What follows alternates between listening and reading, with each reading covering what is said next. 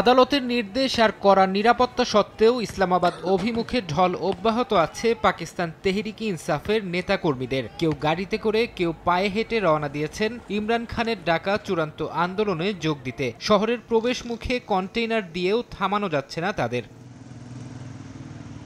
বাধা উপেক্ষা করে স্থানীয় সময় সোমবার রাতেই রাজধানী ইসলামাবাদের উপকণ্ঠে পৌঁছে যায় পিটিআই নেতাকর্মীদের গাড়িবহর। এ সময় আইন শৃঙ্খলা রক্ষা বাহিনীর সঙ্গে দফায় দফায় সংঘর্ষ হয় তাদের। পরে দেশটির স্বরাষ্ট্রমন্ত্রী জানান, শ্রীনগর মহাসড়কে বিক্ষোভকারীরা নিরাপত্তা বাহিনীর সদস্যদের ওপর গাড়ি উঠিয়ে দিলে কয়েকজন নিহত হন। এছাড়া বিভিন্ন জায়গায় সংঘর্ষে আহত হয়েছেন শতাধিক। এরই মধ্যে গ্রেফতার করা হয়েছে পিটিআইয়ের ৪,০০০ নেতাকর্মীকে। পরিস্থিতি নিয়ন্ত্রণে ইসলামাবাদে সেনা মোতায়েন করেছে প্রশাসন। দাঙ্গা নিয়ন্ত্রণে প্রয়োজনীয় গুলির নির্দেশও দেয়া হয়েছে। এছাড়া পাঞ্জাব প্রদেশে ১৪৪ ধারার সময়সীমা বৃহস্পতিবার পর্যন্ত বাড়ানো হয়েছে। সমাবেশ স্থল ইসলামাবাদ থেকে অন্য জায়গায় সরাতে পিটিআইয়ের সঙ্গে দর কষাকষি চলছে সরকারের। তবে গণমাধ্যমগুলো বলছে, ইমরান খানের স্ত্রী বুশরা বিবি আগের সিদ্ধান্তেই অটল আছেন।